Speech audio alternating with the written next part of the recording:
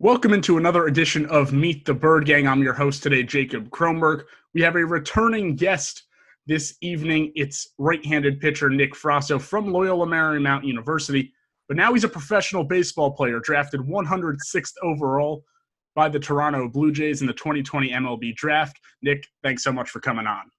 Yeah, of course. Thanks for having me. Let's start. Draft night, Thursday night. Run me through what happened. Who called you? What went down? Yeah.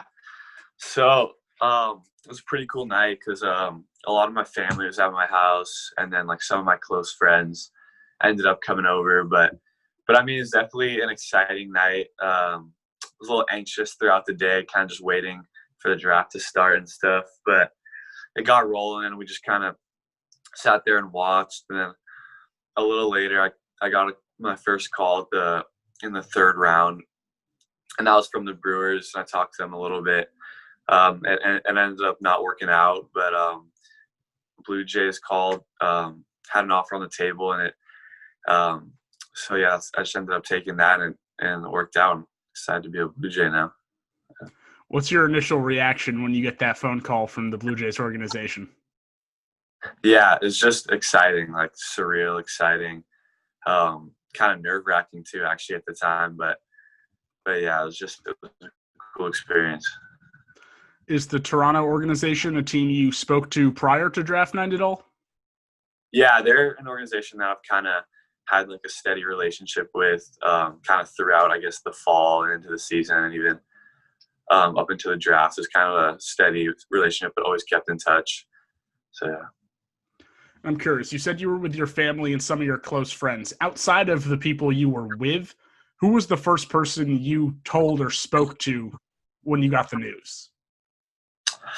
I think the first person I actually spoke to was my coach at LMU. It was, Coach Chody called me really quick just to like say congratulations. It was a short little thing. We just called and said congratulations. So that was cool. But I was the first person outside that I talked to. What was your family and friends' reaction? Everyone jumping for joy? Yeah, they're all super excited. It was cool to see that they're happy for me, and yeah, it was a cool moment. So I'm curious. You said you have a steady relationship with Toronto coming into the draft. What are some things you know about the Toronto area, not necessarily the team? I know it's a long ways from home. Yeah, long ways from home, definitely. And to be honest, I've never been there. Don't know a ton right now, but I've only heard good things. I've heard it's a really good city, nice city. The people are really nice, so definitely good to hear that. But yeah, draft day was very proud and successful day for the Orleans Firebirds organization. You and 11 other Firebirds were selected in the 5 rounds of the draft. It led the Cape Cod Baseball League. Have you spoken to any of those guys since draft day? Yeah, so we have our little group chat. Like Firebirds group chat, still on GroupMe, whatever, and like as the names were rattling off, we were just kind of like congratulating each other in the group chat. So it was pretty cool because I haven't talked to like some of those guys in a little bit, but it was just kind of cool for everyone to come together and just like give their congrats to, and just kind of re-talk in that group chat. But yeah, it was cool. Which of those guys, did anyone reach out on the side? Who reached out maybe first? I know Jared Schuster went on day one. He was a little separate than everyone else. Yeah. No, yeah, he went on day one, so that was cool.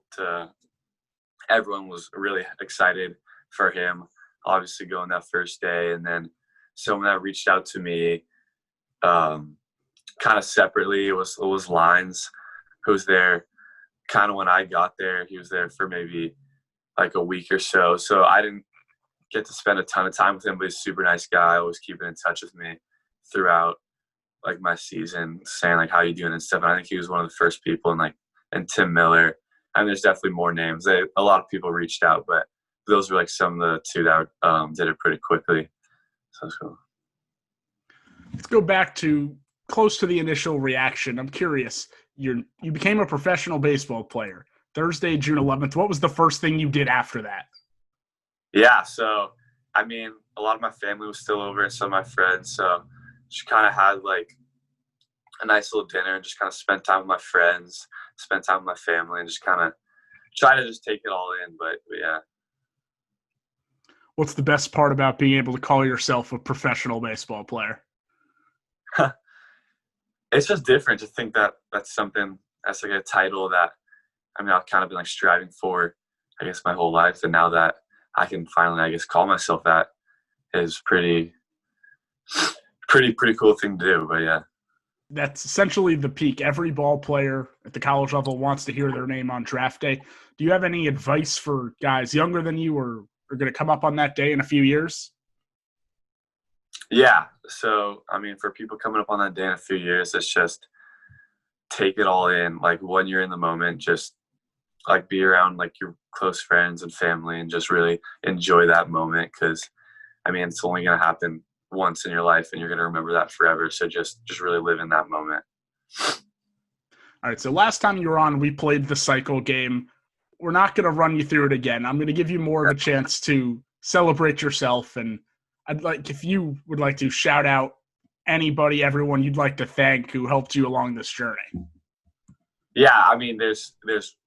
There's too many people for me to name, but there's too many names that have come up, but just obviously like my family, friends, pretty much all my coaches that have kind of coached me throughout my whole career from a young age. Obviously the Firebird coaches, players, and just kind of everyone. It's like there's too many people that I feel like have impacted my career to just name a few, but yeah, there's a lot. All right. You weren't the only Orleans Firebird to be drafted into the Toronto organization on Thursday night. It was also Zack Britton who was up there for a little bit with you in 2019. What's your relationship like with Zack? Yeah, so I think I only was there for about maybe like a few days when he was there. I met him, but I didn't really I wasn't able to really like make a relationship with him just because I was there for such a short time. So I think like we know each other, but he congratulated me that night, and then I said, "Yeah, congrats, man." Too. It's pretty cool that now we're both on the same team again. But yeah, it was pretty cool to see that. Well, you'll have a few years now to get to know Zack a little bit better, going up together through the Toronto organization, I'm sure. Yep. All right. So if there's anything else you'd like to say, you're a pro baseball player. We're all excited for you from the Orleans organization. It's well deserved. You're a hardworking guy. I don't know if the Blue Jays are going to let you dunk during rain delays like Kelly Nicholson did. Yeah. But they got a great pitcher in you. So thanks again for taking the time. Thank you. Appreciate that. All right. That's all we have on Meet the Bird Gang. It's professional baseball player Nick Frasso. I'm your host, Jacob Kronberg. Thanks for watching.